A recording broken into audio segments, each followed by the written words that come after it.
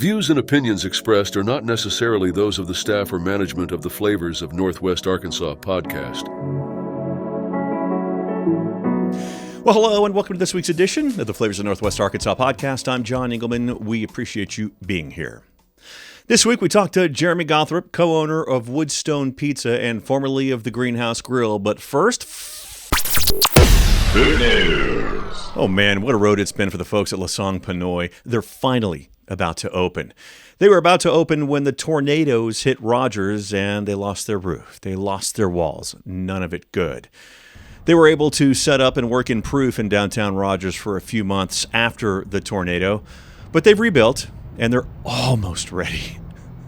Co-owner Maria Smith can hardly contain herself. After a year and a half, we will open to the public on April 29th for dinner service, and we'll have a big giant party on May 27th as our grand opening. And we'll offer dinner service, we'll offer a brunch on Sundays, and we'll also have lunch added on in a couple of weeks. So I'm just really excited because this has been a long time coming. It's an extension of our home, and we can't wait to feed you. Side note, they will have 2 private karaoke rooms that you'll be able to book online at their website. From a side note to a sidecar, the much-anticipated Vinyl Bar opening underneath Cafe Rue Orleans in Fayetteville now has a grand opening date. Put May 4th on your calendars as the opening date, just a week and a half away. Get there early. They will open at 4. Dining in the dark. Brenda Swango has been doing this for a long time at the River Grill in Bentonville. Now you'll have a chance to do it in Fayetteville. But you better get tickets quick. It's happening at the Mockingbird Kitchen. It's happening tomorrow from 6 to 9. Go to their social media where they have a QR code. Scan it. Go from there. As of last night, there were only a few tickets left. Doomsday Coffee said they were going to try and open this morning in their new spot in Springdale at the old Cafe Compila / Wellington's building. They posted that it had been delayed because of a canceled health inspection. But John, it's Wednesday. Why haven't you checked? Really glad you asked me that. I'm actually recording this yesterday. Make sense? Happy to confuse. We'll also keep an eye on it. Springfield-style NWA is having their pop-up grand opening at the Spring Kitchen in Springdale. That's a lot of springs. It'll be Sunday, and in partnership with the NWA Film Club. Highlighting the food side of things will be their signature dish, the Springfield-style cashew chicken. They'll also be showing cult classic Magic Crystal. Kitchen opens at 5, movie starts at 7. K-Pot Korean BBQ and Hot Pot will be opening in Rogers on May the 1st at 5204 Village Parkway. There is a contest for a free dinner for 4. Check out my friend Joseph's social media. It's Hangry Peddler NWA for all the info. That's Hangry with an H. Hangry Peddler NWA, but you knew that. And finally, if you didn't catch my interview with Kelly Comer, the event chair of DISH, which benefits Arkansas Children's Northwest expansion, check it out for all the pertinent info. There are 25 amazing restaurants serving food. There's an online silent auction that kicks off today. Just go to archildrens.org/dish or scan the QR code on your screen if you're watching this on YouTube. You'll be able to check it out. The auction, I should say. Look at the restaurant list and buy your tickets. They're just $100.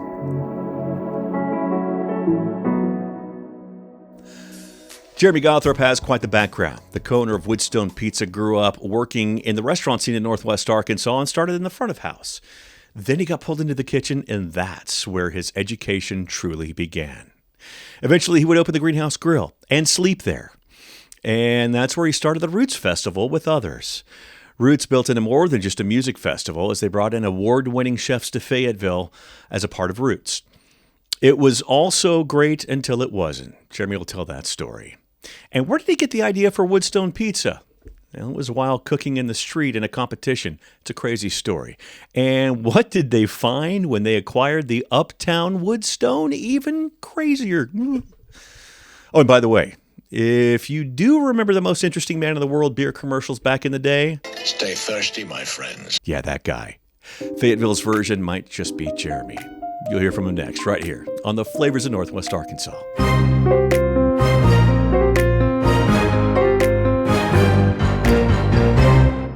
Teachers are dynamic leaders, shaping a new generation.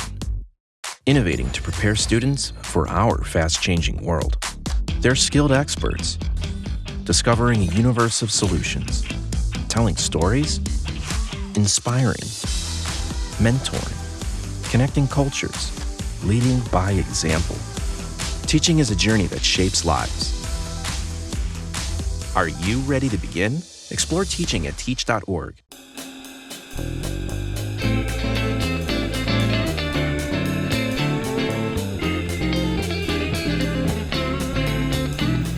Welcome back to the Flavors of Northwest Arkansas. We are at Woodstone on the south side of Fayetteville.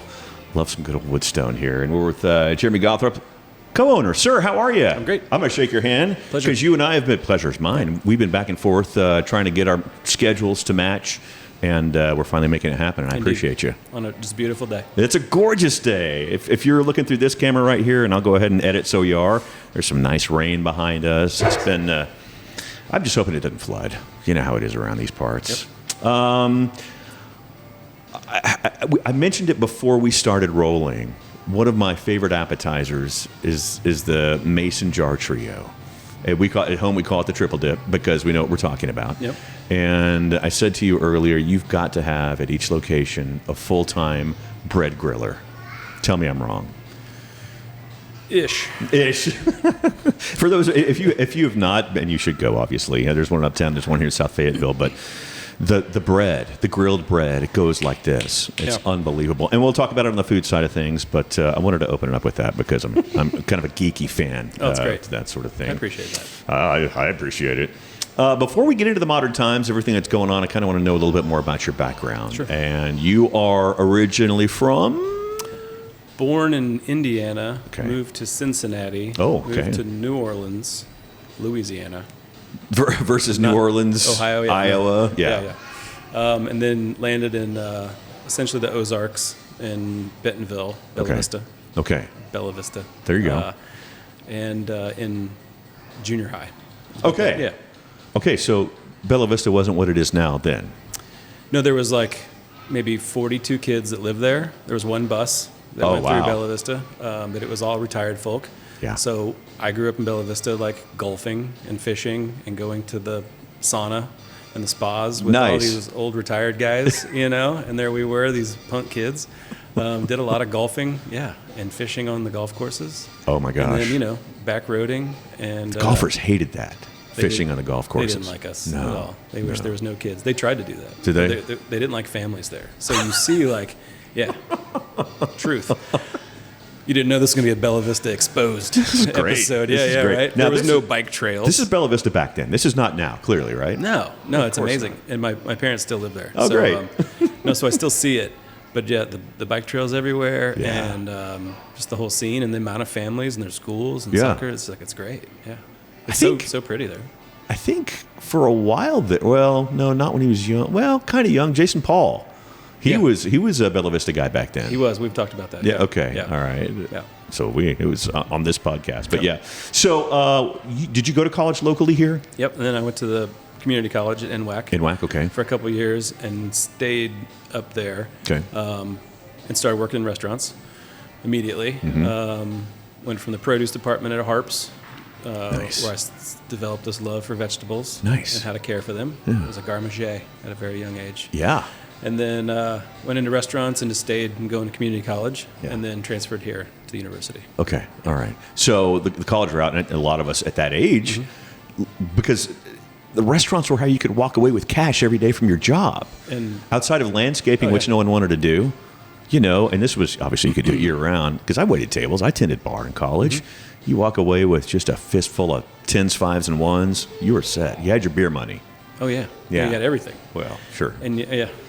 And your $2.13 an hour Yeah, I was trying to paycheck. think of we talk to our servers about what you average when you put your tips and your hour together. Sure. To what do you make an hour? Yeah. Trying to remember what that was then. Oh gosh, To think about because it was good, whatever it was. it's great. It was like yeah. $12 or something. What I can't remember. At dinner, lunch was never that good. Yeah. I mean, and I think of the price points at some of the nicer places I worked, and then the bottles of wine and things. It's like, yeah, I was. Oh wow. I mean, you were crushing. you were. I was bar and grill. I mean, it was. I did both. I did them all. Okay. But ultimately, yeah. But it didn't matter because as long as it was busy, Huh. you turned more tables at a bar and grill. Yeah. And just like that developing, talking to guests, Yeah. the smooging, the selling, Absolutely. and then also the talking about food, and that probably was in there, like the passion for selling even a different chef's food, and just like talking about flavor profiles and how it goes together. You're a better server if you're doing that well, because Absolutely. you're selling it.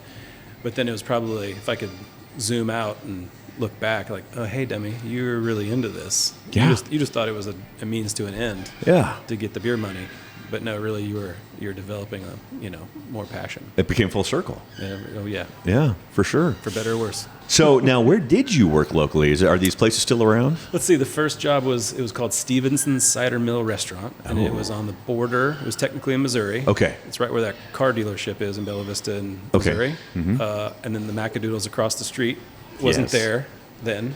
That's how long ago. And they had a couple locations in Missouri, and it was like smoked meats, brisket.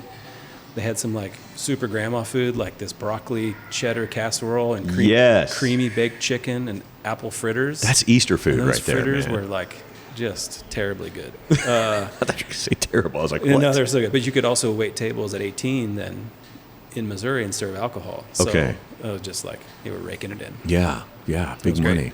And then there was a place called Blackboard's Cafe in Bella Vista behind the Dairy Queen in that little strip mall. Okay. And it was Yeah. the first like elevated, quote unquote, fine dining, bistro. Yeah. And that chef, Randy McGuffin, was the chef there. And he definitely, he came from that school of like, what was that restaurant called? Very Bobby Flay-esque. Okay. Coyote Canyon, was that a restaurant chain or something like that? It was kind of like, it was just big flavors, lots of garnishes. Okay. It had that going on. Sure. And in Northwest Arkansas in 1997, there's only a handful of restaurants or places that had a nice wine list, and you could get some appetizer that was crafty. For sure. There was Yeah. James at the Mill, there was 36 Club, there was Bordino's, there was a few. Yeah. Belvedere's, and I guess a few others. But so for that in Bella Vista, and Bentonville didn't have anything. There's Fred's Hickory Inn, and that Heck was it. yeah, there was. Uh-huh. And then like the Mission Inn. Man, this is it's the old restaurant scene of the 90s.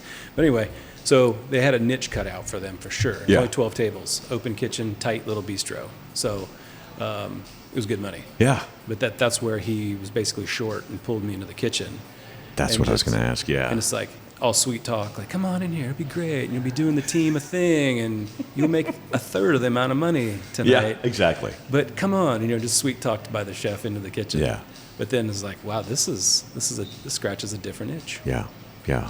and I'm not making near the money. Right. Nicer, but, Right. But also, it was doing something different. And then it kind of hits into that creativity and creating Yeah. bug that, yeah. Yeah. That was the birth. The seed was planted, and then yeah.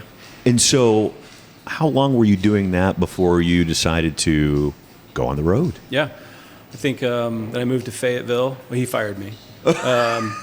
So I moved to Fayetteville. Didn't see that one coming. Yeah, right. And but he rehired me later. Okay. And then fired me again. It's a relationship right But there. there was a lot of love. It was kind of when you let somebody that you need to go. You just need to go. No. You've out. Your welcome is gone. You've overstayed your welcome, sure. Overstayed your welcome. Yeah. You've outgrown the apprentice and all these things, and also you need to get out of here. You have blonde hair, and you need to go. Yeah. Okay, heard. So, but I moved to Fayetteville, and then I helped a little bit at the 36 Club on Dixon Street. Okay. Because I had friends in there, but that was short-lived. And then there was a place where Doe's is now called Play It Again Sam's. Okay. And the chef there was Chef Adam Simmons, who is now an instructor at Brightwater. Okay. And he was just fresh out of culinary school and a job and asked for something. So that was, something happening on Dixon Street. So, oh, great. And then that was short-lived. And then, but, you've been to college. So along the way, you're just like, new job, there's something new opening. College in the 90s, And then, man. Yeah. Totally. And then there was a place right across the street where Farrell's is called Cheeseburger. So this is where my culinary ambitions, there's probably, this was party time. But I was making just as good of money anywhere. Yeah. Just slinging like 1 pound burgers and milkshakes to families and just turn and burn. Yeah.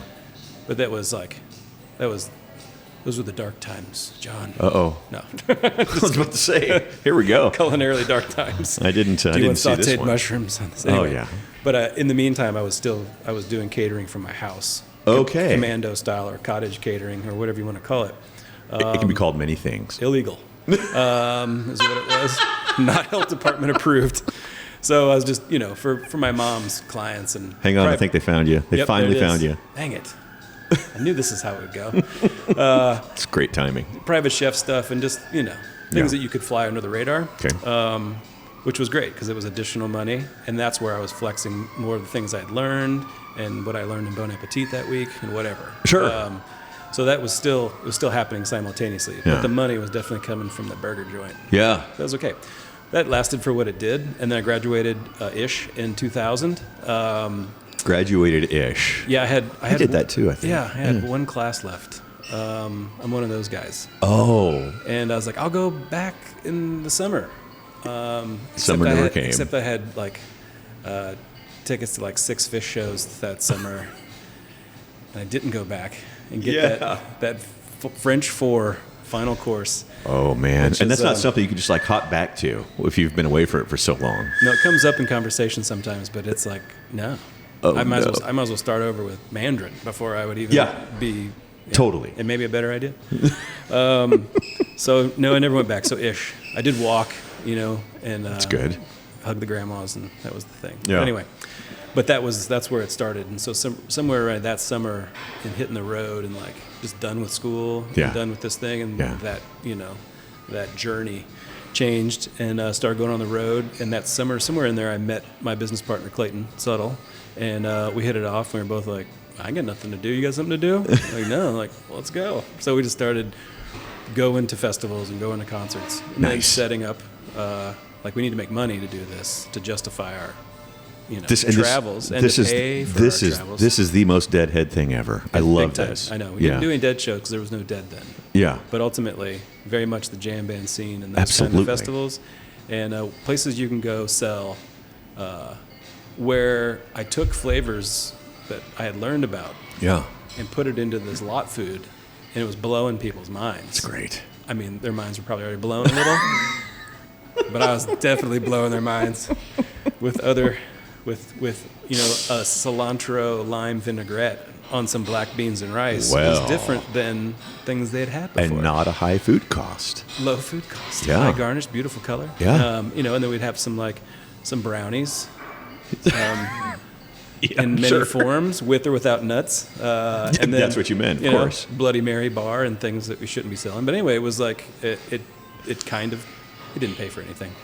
Well, kept you going. We made no money. It was something to do. Yeah, okay. That's our hashtag in my house, something to do. Something to do. It was definitely something to do. Keeping you afloat. But we were traveling, we were going to festivals. Yeah. And that was really the something to do. Yeah. And there, though, it was definitely, we were learning something else. Yeah, of course. Yeah. And what was your favorite festival during that time? Yeah. Well, we went to the, Again, not a fair question. It was we went to the first Bonnaroo, which was massive and hot and sticky. But that was neat to see, the first of that kind.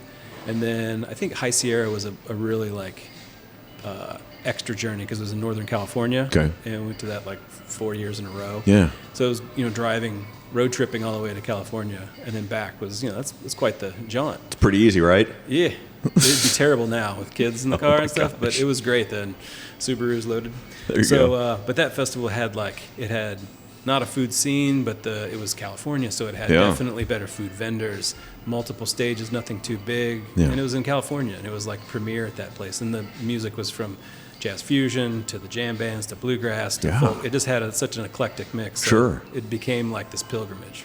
Nice. Fun. We didn't serve food there. We just partied. That would have been a competition from the food scene there at that time, probably. I don't want to haul stuff that far. So when did it get in your mind that you wanted to get into the festival business and do it locally? Yeah, the business. We were at an event, and it was terrible. It was bad. And it was a rainy day like this, and we were just sitting under a little easy up tent, and it was raining, and I was like, I think we could do this. We could just do the whole thing. And so instead of sitting there in the rain, being sad, we just started like masterminding, like, I think we could pull this off. Yeah. So we found some land outside of Fayetteville, and like a little mini Woodstock, we built a stage with our friends. Nice. And like erected it was an old chicken house frame, and we'd like raised it up in the middle of the night, with trucks and headlights, and a friend that was a welder. Nice. Totally. Also, no permits. Not a good idea. Zero. No hard hats. Those black locust trees that have the thorns stick out every direction. No, it was just everywhere. I was out there chainsawing those things down with no goggles on. Just dumb stuff. But anyway, we wanted it. That's great. So yeah, we did it, and the first one was like, hey, we broke even. The next one we made some money, and then we did 1 year in Eureka at Kings River Retreat. Nice. Which was a perfect spot for it, and went deep, lost tens of thousands of dollars. Oh, no. It rained like this also for days leading up. The rain stopped when the music started, and it was clear skies, and like the music stopped on the third day, and it started raining. So we got to set up and break down in terrible weather. Wow. But anyway, so we lost our ass there, and then we tried again, and then we're like, man, this is not good. This isn't going to work. We're out of money now. Yeah. And we had the bright idea to open a restaurant, because that's where the money's at. Isn't it? And there it was born. And there is Greenhouse. And that was it. We started looking at locations. The Greenhouse Grill, for those of you that aren't familiar. Yes. I don't think there's a website anymore. There might be a Facebook page. Yeah. I think there is. Yeah. Okay. It's still there, archives. And took some of this catering menu items we had tried and true on the road things. Yeah. And the idea was, in our travels, we were eating at places in Boulder or San Francisco or wherever we were at. Sure. Like, you'd think there should be some things like this around here. Why isn't there? Surely they're going to support this, and Northwest Arkansas is ready for that. And there's a farming scene, and there's, where's the sustainable eatery that's using clean chicken and just a simple aioli on the side and using local bread, just like, where is that place? And there was. James DeMille is definitely using local products, and lots of it. Boarding, all these places were still supporting that, but part of our initiative and intention was also like the green things. That's what we were into. Like clean, and like using compostable to-go products before that was even easy to find or cheap to get. And then also recycling our fryer oil we both had Mercedes 300Ds, so we were either dumping it straight in filtered or converted to biodiesel. So we had like this. Green was more than farm to table. That was also a part of it. So the altruism and what we were trying to push at that time was, one, we didn't know what we were doing. We didn't know how to cost a menu. Yeah. We didn't know how to run a restaurant. Yeah. We didn't know a lot of things, but we did know we wanted to do that, which is also didn't know that was going to be the most expensive way to do a thing. And like there was no marketing budget, no advertising department. Were you even thinking about that? No, I think it was it was dumb luck, and grateful that we had that. There was grace given by the community to like, well, that wasn't the greatest meal, or that took forever, or a spider just crawled out of my lettuce because it's so, they didn't even rinse these local greens. Nope, sorry. So there was some grace with the community here, but it was obvious they wanted it. Yeah. So they kept coming, and they kept coming until we outgrew the little spot that I could see from here, which is now Siam Thai, which is very good. Oh, good. And then we've been eyeballing this joint, which was Wilma's Soul Food. Okay. It had been La Maison de Tarte. Yep. With Chef Vince and David. And then they stopped, and then Wilma's came in, and that soul food place it just wasn't working. Yeah. It was a big spot, so we just been eyeballing it from our windows for a couple of years. Yeah. Like, this would be great. Yeah. It'd be good for our guests to find it. So anyway, it came open, we jumped in there, we did a quick remodel, and it was 3 times the size. So talking about jumping in from something we barely knew what we were doing into something bigger was just more of we don't know what we're doing. Sure. And I say that. We were surviving, we were doing okay. But as far as what we've learned since then, as far as like the business aspect and just food costs alone. Well, all the things. And getting Greenhouse Grill together without that ownership experience, as it were, or business experience is probably more of what I'm looking for. Yeah. Smashing it all together in a very finite amount of time, and all of a sudden you got 24 hours before open. What was that like? 24 hours before opening. The Greenhouse Grill, ladies and gentlemen. Yeah. Well, Because I'd eaten there, several times. Because I got here in 2009, so it was already a well-known place at that point. So the little one, For me. upon opening it, we chose what we now know as the busiest weekend of the year, which is graduation, Oh no! Mother's Day weekend. Oh no! I mean, Purposefully? no. Again, just not knowing anything. Such a glutton. I mean, luckily, yeah, we were very much we were young, Yeah. and very malleable. I think that was lucky. Okay. I mean, so we definitely, I mean, but young and dumb. Got to be able to pivot. And wanted it, you Yeah. know. I mean, really did, and confident, but not like overconfident. There was Okay. definitely fear, Good. you know, and puckered up. Good. Because it was just kind of like, but also just going for it. Well, your livelihood was on the line, and that'll pucker anyone. Yeah. Yeah. All our credit cards were maxed. And there was no, I mean, I lived in the restaurant. When we were remodeling it, I was living in an RV next to it. Oh, and then okay. we opened, and I slept in the restaurant for about 6 months. Wow. Under tables 8 and 9. Just to like literally slept in the. yeah. Oh Just wow. because just like there was no money for a home. So yeah. Gotcha. Yeah. So it was like You were all in. All in. You for were sure. all in. And there was beer there. So this was really working out. Now I'm starting to see the picture a little bit. Chimay. You know, so- Remember Chimay? Chimay. Oh, yeah. The big wine bottle Danger. beer. Oh, yeah. Oh yeah. Just Yeah, that is was dangerous. Everyone's gone. Okay. The cork in it. But yeah, so that Yeah. once we got past it. But yeah, first day. So I think we were feeling pretty ready. Our first table was a 15 top, and it was the Arcegas family. What? I know, just like there was Fayetteville coffee and just Just like royalty. Yeah. as the first table, and I did know them, and I knew their oldest daughter from high school, so it was also like I saw why they're coming in. Okay. There's a friend doing the thing, and Yeah. so there was definitely that familial connection, but still there's definitely like full circle too that eventually the greenhouse we went to the Arcegas. Yeah.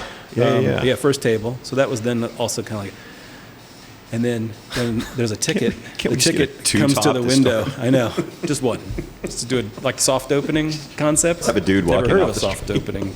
That was. Yeah, I'll have a chicken sandwich and a water. Mm-hmm. Yeah. And they rolled in. They were great. And they're happy, and they're like, "This was amazing," Oh, and, awesome. and it was a good. We hit the ground running. Yeah. And then like second or third weekend, Case DeGario came in. Oh yeah. And I was like, hey, we're going to do a Cityscapes article already. And I was Wow. like, I don't. So we felt like we had touched off pretty well. Yeah. Yeah. Except that when he came to do the photo shoot, I didn't have any of the food that he wanted to shoot because we ran out of it. Oh wow. It's local farms. That's funny. Yeah, it's fun. He still gives me crap about that. Well, tell me about getting the itch to open up a pizza spot. Tell me Yeah. about that. I think that came, we were at the greenhouse, we were doing this, U.S. Foods had a next top product competition happening. Oh. And the kitchen manager's like, let's just enter, because the distributors are pushing us to do it. I was like, okay, so we threw in a couple items. And I forget how the rounds went, but the first round vetted and skimmed the thousands of entries down to hundreds of entries. Okay. And one of our items made it through to that. Like, oh, neat. And then it went into a voting thing where you were supposed to like hashtag and talk about it and get Okay. people to vote for your item. Sure. And then it kept making it Yeah. through whatever those rounds were. And then if you made it to the top 7, you got taken to the World Food Championships in Vegas Nice. to compete in the streets during the World Food Championships because U.S. Foods was a sponsor of this. Okay. All right. And they had their own little sub competition happening. And what it was, if your product got selected, they were going to pick it up as a product that they would sell and put in their product line. And some prize package was like $20,000 in like Awesome. kitchen makeover Ooh. and trip to Vegas I mean- and do the thing. So we made it to the top 7. We went to Vegas. And then while there, we were eating at this, went to this place during a break. It was called Pizza Rock. Okay. And it was like super elevated chef pizza. Like they had multiple oven styles, different flour styles, and they had like quail eggs on pizza. And so this is very Vegas vibes. Sure. But even amongst that, it was like, light bulbs were going off. Sure. we have college pie in this town, and it's all good, and we've all eaten it and love it. Yeah. But where's somebody that's pulling like the chef vibes that we're doing, and different garnishes and different kinds of sauces and different appetizers outside of the box slightly, and maybe find a different niche. And it's not about elevated or left or right. It's just going to be Yeah. So it's just not just what you expect when you roll into a pizza place to like, they're going to have meatballs, they're going to have a thing and a thing. Yeah. So let's have some of that for the user-friendly, but let's step over here and bring some of these menu items out of a different world. Yeah. So we're just going. And I don't even remember the food we had, except the fact that it definitely like planted a new seed. So I'm competing in the streets and yelling items to Clayton, like, we could do like Korean barbecue pizza. As like you're in a pickled competition. vegetables and like sriracha mayo. He's like cooking, and I'm in competition, and just like not focused, and I got focus. So focused, That's and great. did the thing. We were competing with our black bean burger, which we knew would be a good product. Because some of the other items that people were doing is like, it's cute and all, but it's not going to be one that they can mass produce. So we felt pretty confident going to it, and we did win. Oh, nice. So we won, and we got a little kitchen makeover, which doesn't go far, $20,000. Oh, I see. That It had was a great. cap. And then it was like, these and that, and It had a cap. and they took our product. I think they still sell it. You can still get that. Okay. But while that was all fine and good, Yeah. we hit the ground. I mean, we went off the airplane, and we came and we looked at this space, which was a friend's natural parenting store, a salon, natural parenting store, and then a staffing agency down there. And it all opened up, and it was like, and it just like 3 months later, we had holes in the wall, and we were going. Wow. Yeah, and write menus, and then we went to New York, checked out the ovens that we have, Craziness. and even there, just eating at places, but just like couldn't turn off the valve of what we were going to create and The how ideas. how it could be different. It was just exciting. Yeah. It was a whole new baby. So we had another baby. Yeah. essentially, and as we know about children, they're all different. Yeah. So it took off different. It required different. There was so many differences, but in the end, it's still a restaurant. Yeah. So you have both open, the Greenhouse Grill and Woodstone. You've got both open at the same time. Greenhouse Grill, at that point, you had said you were selling to the Arcegas. What precipitated that? I mean, what was the... So, I think growing, having more kids. Gotcha. Not wanting to be tied to the kitchen as much anymore. That Understood. was starting to be exhausting after, at that juncture, had been 11 years. Yeah. That's a long run Makes for my perfect feet. sense. Well, and look, 11 years for a restaurant to be going In general, yeah. is a huge, long lifespan. Yeah. It's like 100 years. It felt like it. Yeah. Especially my L5 from bending over. Something. Right. Here's a pro tip. Oh, boy. Tall chefs get taller prep tables. Yeah. Wow. Should have How known. about that, right? How about that idea? Anyway. It's like a stand-up desk. Really. The things we learned. But, I think that it took off well. Yeah. It was easier, quote unquote, to be managing and running versus the entity being codependent and depending on you to be there to like For sure. for creativity, to write the menus, product quality, the vibe, getting the party started every night, and just like having that be it's very demanding. It's hard. For sure. It's intense, and everyone that you interview would know that. And you see all the different forms they take. Yeah. Where Jason at Heirloom is like a maestro and there, but he has to be there. Yeah. There's no two of him. That's right. But he's conducting this beautiful little orchestra there and makes it happen. Yeah. To this model, which was I could step away and touch base and change menu here and there, and Live life. and live some life and and try to do that. And then we started looking for a second location. Well, I was going to ask about that. Yeah. When does that happen? Because then you're I think at the time you just have this spot. No, we still had it. Both were going. Okay, so you're going for the new spot before you sold Greenhouse. We started talking with them to like, and when that transition would happen, and we're actively looking regardless of Greenhouse. And I don't know if we just felt it. There wasn't an official decision. Okay. But once we started zeroing in on that location, which had been a tilted kilt, Yes. Oh, I forgot about that place. I'd never went there. I didn't know what they do. I do now. We rolled in, and it was pretty vile. If we remember that, it was like it just smelled bad. There's still ketchup, like they bailed. There's bacon in the oven. 6 months. Seriously? It was just like a pretty. We just left. They just no like way. a Vegas dealer, just Big time out. Yep. Didn't even mop. I mean, they're out. It didn't even mop. Son of a gun. There was some like Rose's lime just sitting there. Did you find any kilts or anything? Or There was, yes. I was kidding, but yeah. Yeah, straight up found a kilt.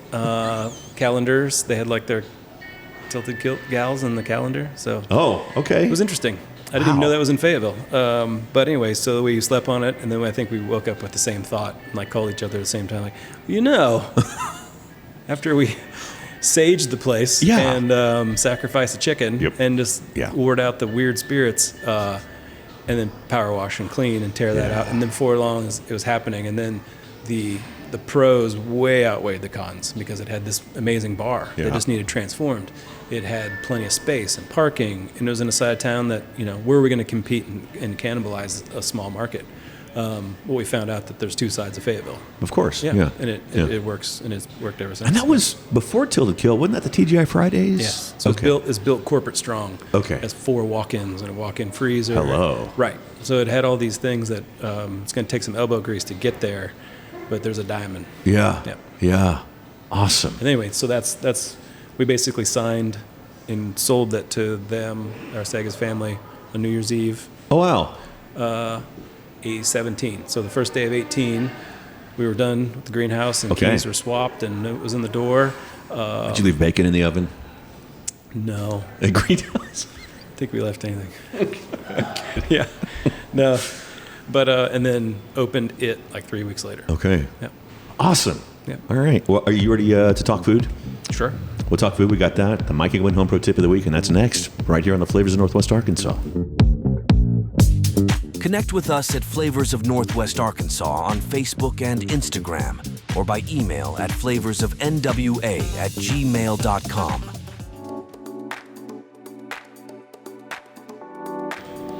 Okay, it is time for the Mike and Gwen Home Pro Tip of the Week. For that, we go to Chef Jerrmy. Pro tip. Okay. Something we do at my household is we keep a freezer bag in the freezer, a Ziploc, and we pile in stock-making scraps. So chicken bones, duck bones. Nice. They go in the bag, and they sit in there just fine. Carrot tops, onion peel and sides, celery. And when the bag's full, it's time to make stock. And we just throw that into a big pot, and they're already roasted bones, and they're already cut ends of vegetables, so there's no waste involved. And then we get a little life out of it. And I don't know if you've noticed, but like buying chicken stock at a store is expensive. In getting more so. And it's usually garbage and watered down, so you have this control mechanism of like how you want it to roll. Yeah. Eject flavor profiles of lemongrass or chilies or garlic heavy or whatever you're into. You can, and then when you're done, I usually let it sit on the stove overnight or longer and just let it slow simmer, just like I was making demi. Yeah. And strain it, and then put it in little deli containers and put it in the freezer. And then I usually yield about 6 quarts of stock, which would be about $200. Wow. No. Yeah. $200 for but sure. It's just like that's a staple. Yeah. And to buy it and keep it in box, great. But ultimately to like produce it in home with waste and throw it in the freezer, and it's pretty entry level. And then you're just sitting with some stock. Pro tip. Great tip. Great tip. We'll be right back. Your story doesn't have to end. As an organ donor, the good in you can live on. In fact, you can save up to 8 lives through organ donation. Sign up to give the gift of life after you're gone. You'll be happy you did. Just maybe, someone else will too. Sign up online today as an organ, eye, and tissue donor at organdonor.gov. It saves lives.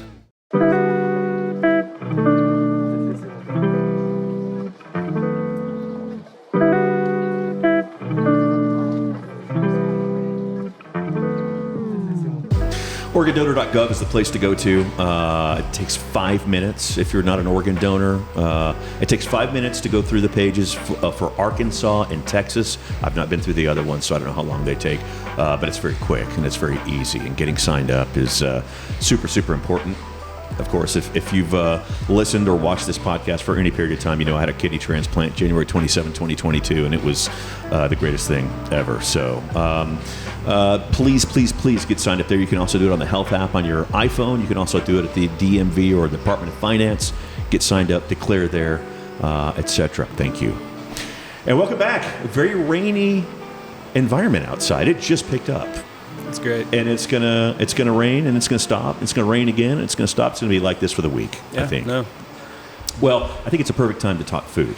And I would really, really like to talk about something you brought up to me that I kind of, in my research may have overlooked a little bit, but I just don't think I was really well versed on it, about the food scene that was wrapped around the Roots Festival. Yeah. And all that was involved and where it built to.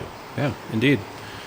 I think it started, somewhere around 2010, some musicians that have been playing at our little greenhouse, where we'd pull one table out of the corner. You talking about like Greenhouse Grill? The little one. Okay. The little one. Little one. We had 11 tables. We'd pull a table out.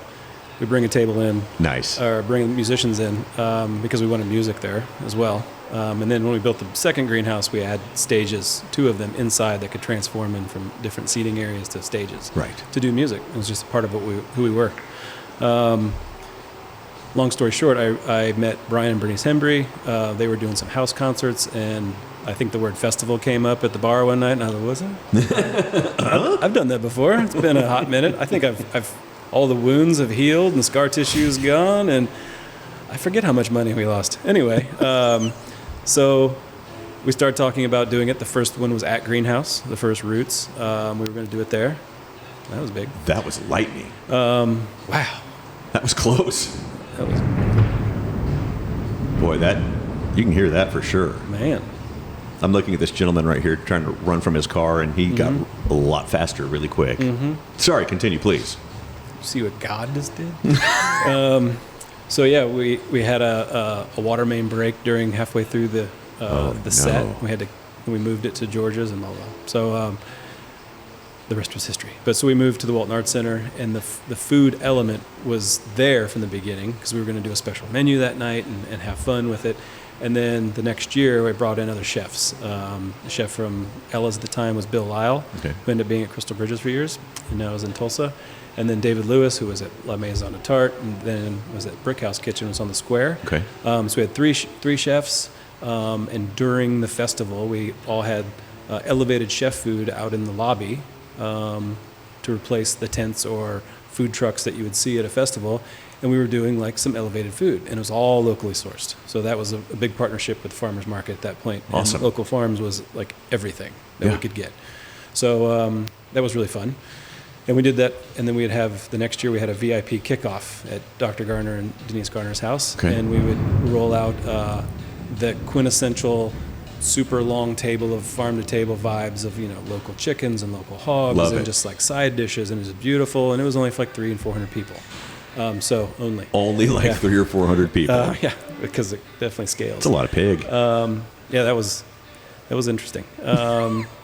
So, and for about 2 to 3 years, that was the food element, along with doing the food at the venues.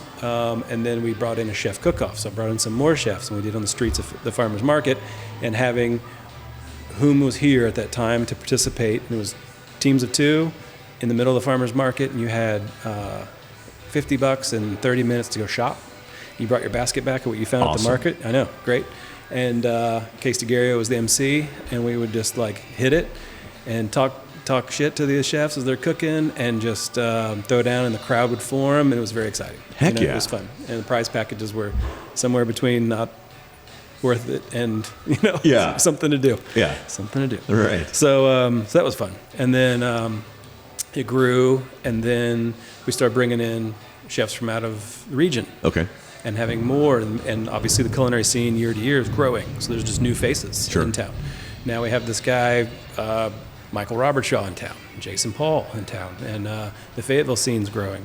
So each year we're adding the local talent, always putting the best of the best on the stage, and supporting local, and just starting to push the envelope more on stations versus this long table of buffet. Okay.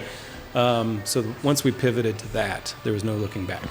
And then we moved to the Pratt Place up on the hill where I think The you barn. met with Tyler. And, Yeah.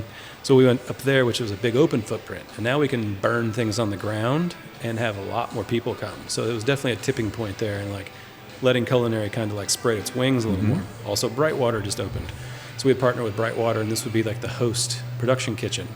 So the students were cooking side by side with chefs with James Beard Awards, Insane. and Michelin stars, Unbelievable. and having the ability to go to the event with them and plate with them, which as a young culinary student you don't get to leave the kitchen. Doesn't exist. Until Yeah. whatever year. Yeah. That's if chef lets you. So it was a nice partnership there, and that continued to grow. And then we started doing programming at Brightwater, where the chefs are like also doing master classes. That's great. And butchery workshops and cheese workshops and tastings, so the public can come and get into Brightwater, and the students are there. And so it's definitely like a symbiotic win-win for everybody. For sure. And then we're getting more chefs and bigger names and more tastings. And before long, it's like, if I'm paying this person to come here, let's do a takeover of the Hive. So we do a multi-course with 5 different chefs at the Hive. And now we're on to Wednesday. So now we have Wednesday, and then Thursday's the VIP. Well, the VIP was up to 40 or 60 tasting stations and all the local breweries and Insane. bars. And for like 2,000 people to come with headlining musicians at Pratt, where there's like open fire, and just all these chefs from around the country and around the world were coming in to throw down some wild food that I don't think anybody had seen some of the things coming, because there's just so many. Sure. And then I think at year 2, up there, we brought in Ed Lee as the headlining chef, which Okay. was great. He was at the tip of his Having star a moment? power. Yeah. And he rolled in and didn't like the mosquitoes very much, but I've seen him again since then. We've talked about those mosquitoes. Oh, yeah. He stood in the smoke and he was like, "Oh, the mosquitoes are bad." So you're from Kentucky, though, chef. Dude, come on. Anyway, here's a bourbon. Let's go. Yeah. That's funny. So, and then year to year, it just became similar to building the music lineup was building with, similar. Who's the headliner? Who are Yeah. some sub-headliners? Sure. Who's the regional talent, the local talent? And similar to that musical lineup that you stack to create something that was like, check it out, the lineup drop. And Yeah. we would do like promotions and videos, and, so we really leaned in heavy to that. And stylistically making sure that there was plenty of female chefs, and that the markers of DEI were there, and it was just like covered, because those palettes coming in, those styles. Asha Gomez being an Indian-born chef from Atlanta, with James Beard recognition, is like, what's happening here? Yeah. This is so exciting Yeah. to see, Kerala food on the mountaintop on Exactly. a Thursday. So it's a big eye opener for this area. Yeah, it really was. back then. It definitely was an introduction and eye opener, and I can't imagine that it didn't inspire lots of things to I happen. think some definite influence for sure from that. Yeah. Are we going to see anything like that again, you think? I don't know. It's Yeah. going to require, besides the dollars, just the passion to to pour into something that had that kind of creative influence, and the guest experience is very important. Sure. But unlike a restaurant where it is revolves around that, we were very much concerned with the artist experience. Of course. So we were paying these chefs very well to come. They didn't have to bring their own equipment. We took care of their inventory, their hotels. They could bring their partners. They could bring a team. Craziness. And they would tell us about at Atlanta Food and Wine, that's not how it works. You just get invited for exposure. And that whole game of an artist doing a thing for exposure wasn't working, because my partners are musicians. Yeah. And I'm a chef, and nobody wants to just go for exposure. Right. It's really? Yeah. What is that? And there's plenty of nonprofits that have to do that. I get Sure. it. And Oh, that yeah. model is out there, and they're great. And that's when you're supporting your local, but you're not getting Graham Elliott to come for your local nonprofit. No. It's St. Jude's or something. Yeah. So the idea of rolling out the red carpet and treating the chefs with that much respect and taking care of business allowed them to really go and really put the food out that was spectacular. And then in turn, the guests and the ticket buying people are blown away. Yeah. Similar to the musicians, making sure the hospitality and catering was spot on, and it was chef driven as well in hospitality. The musicians are so taken So care smart. of, they're so fed. Yeah. They've got good spirits, and they have good beer, and they have this thing, and man, and they go put on a great show. Yeah. again, the guest experience. So which one started? It's like taking care of the artist, and he performed, and the guest would be like just dumbfounded. How'd that happen? It's amazing. What was that show all about? Really I don't know, smart. but the vibe was extra good. Yeah. It was palatable. Really smart. Yeah. Really smart. Well, let's get into the food. Woodstone here. And I know we had talked earlier, and I'm just going to jump back into it. The Mason Jar Trio. Yeah. And get specific with it. Pimento cheese, honey ricotta, hummus, grilled bread. Yeah. Outstanding. We get it every time. I can't look at the starter part of the menu anymore because I can't get away from that. I'm thinking about it. Like a day in advance. Mm-hmm. And the great part about it is if you have any left over, it keeps. Oh, good. Yeah. Yeah, because it goes in a little ramekin. Yeah, it keeps well. Yeah, this bread you're talking about, so it's just our dough. It's the last life of the dough. We've got it all the time. It's over there. Yeah.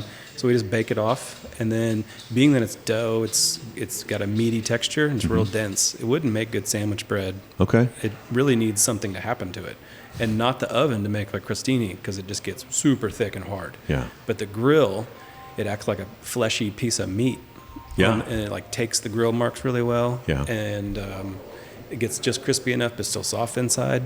And then do you have a dedicated grill just to that? Well, we grill our wings. Okay. And a few prep things, and then so it's mostly bread and the wings That's about it. Grill. Yeah. Okay, that's great. Yeah. That's great because I know like we were talking about earlier, you've got to have the bread just constantly going, man. And I mean, the kitchen team that's pushing, they would all be like, "Oh, you like the bread, do you? Great, good for you." Well, the bar staff at Uptown, they come by. Oh, you need more bread, and we're like, so they're pushing the bread, so you can blame them. Yeah. I meant that in a very loving way. A very loving way. They're doing their job. Also, the wood roasted Brussels. Those are the two things that I've had from the starter menu: the fork and finger. And I looked at the rest of them, and there's nothing I wouldn't order. But the Mason Jar Trio always wins out for me. Yeah. And my wife, she loves it too. So it all looks great. The wedge salad. The take on the wedge salad. I grew up with the iceberg lettuce. Parents of the 70s, that's what they did, right? Yeah. And so I grew up with that, and my dad would always order it and just get big, thick slather of blue cheese all over it, and it was one of his favorite things back in the day. The addition of the glazed pork belly and the addition of the candied pecans, genius. Yeah, it's Did you feel like you needed to add to it? I guess maybe. I think that And I don't mean to get so deep on a salad, but this catches me. It's a no-brainer. I mean, my stomach rumbled when you were talking about with it just now. Yeah. It's lunchtime. Yeah. But I think that the formation of that salad, when we were writing the menu here, and mapping that out, had a young chef, Zach Koger, was helping me push through that menu, and we were writing it, and it's like, this salad, this is one to have. And then we had another chef join later, so I think it's evolved over time. Okay. So things have just been more added. Like, how can we make this like just kind of stupider? How can we just pop another flavor in? This is great. Want some chewy pork? Yeah, it's great.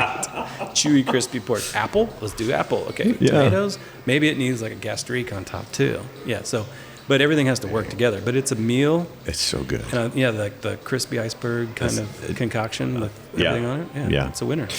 My wife and I, when it comes to pizza, we are very basic bitch. We like the pepperoni, and we always get the pepperoni. And I'd love to, and I know you've got that on the traditional side, and you have several others in the build your own and everything. But one of these days, I'm either going to get a Bloomington or a late harvest. Okay. It's going to happen. The craft side of the pizza is very creative. Yeah, that's fun. And I don't know where you want to start on that, but it's unlike anything. You were talking about having pizza on the road, and that's when you had the idea for it. Yeah. And there's just nothing like it here. Yeah, I think that, that's with the intention, yes, to like be different and set ourselves apart from things, but also have fun with it, and this is what we like. Yeah. And the movement or the world of the evolution of pizza. Yeah. It is the best you can do over here in a classic format. Sure. Which there's a couple around here that just crush that beyond belief. I'm so grateful they're here. But then for different, and a place that you can come in and not get pizza at all because you can just have a heyday in the fork and finger zone and small No plates. doubt. Or pizza and this and that, and just have a diversity of items on the plate and on the table is that speaks more to what I want when I go to place. And half my family is dairy-free, egg-free, gluten-free. Okay. So right out of the gate, like having things for all of those people out in the world as well to come here with their families and be like, I'm going to roll with the gluten-free or cauliflower crust and vegan cheese or, certain like dietary restrictions. That's also part of the inspiration, is making sure that it's something for everybody. Sure. Yeah. Oh yeah. So I'm gonna read the Bloomington real quick. Caramelized onion and rosemary marmalade, gorgonzola, mozzarella, house-made Italian sausage, fresh rosemary. Who the hell's going to say no to that? Oh, it's pretty good. It's got a lot of things happening. Oh my God, I'm just looking at it and thinking I'm definitely getting that next time. In thinking in sales, like the traditional pies definitely they hold their own on the pie chart of sales. Pepperoni's number one for sure, and then sometimes the Supreme, the Ozark Arkansas, falls in number two or this or that. But ultimately, people definitely on average when it's Mom's Weekend in town and things, these traditionals hold their own. But in the craft pie and in the outside of the box pizzas, the Bloomington's definitely one of the champs. Oh my gosh! Yeah. Oh my gosh! Sweet and salty and skunky. Please tell me the name for THISSS. I think the servers respond. That was a typo. The servers respond to that as this pizza. Yeah. Which is funny because then they're like, "We're going to get at this and that pizza." I'm like, okay, that's pretty good. So it was basically I had it was flavor profiles in the rough draft that I was trying to hit, which was like some tangy, some herby, some infused, some spicy, salty, sweet. It was basically THISS. So it was like, and I was basically implanting things. Now that concept of pizza is not like like prosciutto on a sweet thing with arugula. That's not a new concept, but it was all taking shape. And then it went to the rough draft of the menu to be printed, and I just left it there, and I was like, and then someone's like, I don't know, it's kind of cute, or is it dumb, or I don't know, whatever. So it made it. It made it through the first copy, and then it sticks. Then you can't turn back. It sticks. Yep. There was one more I wanted to bring up too. The curly. The curly. Yeah. Yep. The curly was inspired by our friend Curly Miller. At Sweden Creek Farms. Okay. And he was like the premier shiitake growing guru of the United States. Okay. And his wife Carol Ann. And so we had used their mushrooms. I used it at Blackboards. I met them when I worked in Bella Vista. And they'd come in, and they were obviously from eccentric. They were like to young dumb me. Like these people come out of there, got a beard. And, know a lot about a lot of things, but I think they're hippies, but I don't know. Before long, we're friends, and I love them dearly. That's great. That's so great. Of course, we use their mushrooms, just tons of them. Yeah. We had these fries on the menu at the greenhouse. They were the shiitake fries, which became kind of a signature and love affair. And they would grow these barbecuer shiitakes for us that were basically ones they forgot on the logs, went too long, got rain, big bloom, and they would just basically, instead of being a shiitake, they would blow out and they ended up being like big. Oh, wow. So they specifically started, can you do anything with these? And we found a thing. And then for about 7 years, it was a thing on the menu that wouldn't dare change. And we cut them in like 1-inch slabs of this mushroom that you can't buy. You can't get those anywhere. You can't ask a shiitake farm to will you just let them get real big for me? Yeah, and I'll sell them to you, for 3 times the weight. Sure. But they'd be so big and meaty and thick for shiitake. Yeah. Slab it out, and we'd dust them with flour and fry it, full of tarragon ranch or whatever we were serving it with. But they were pretty wild. Wow. Awesome. So anyway, Curly was, when we opened here, we had this mushroom pizza, and we gave the name there. And he passed in 2016, I think. Okay. Years ago, he was also a prolific fiddler and musician. And had like an archive of songs, long lost songs that probably passed with him that were just incredible, like Smithsonian of folk music in his head. Oh my gosh. Also grew mushrooms inside that people couldn't figure out how. He was that's crazy. Special. And all that from asking about a pizza. Yeah. That's great. That one's pretty stacked. That's a great story. Are there any other pizza stories on your menu that I'm missing here? Nothing with as much like a heartfelt connection. Yeah. All right. Well, I'll do the late harvest here because that was one of them I was looking at with the butternut squash puree. And I'll keep going with the uncured ham, bacon, mozzarella, Parmesan, roasted Brussels sprouts, cider, molasses. Yeah. Interesting.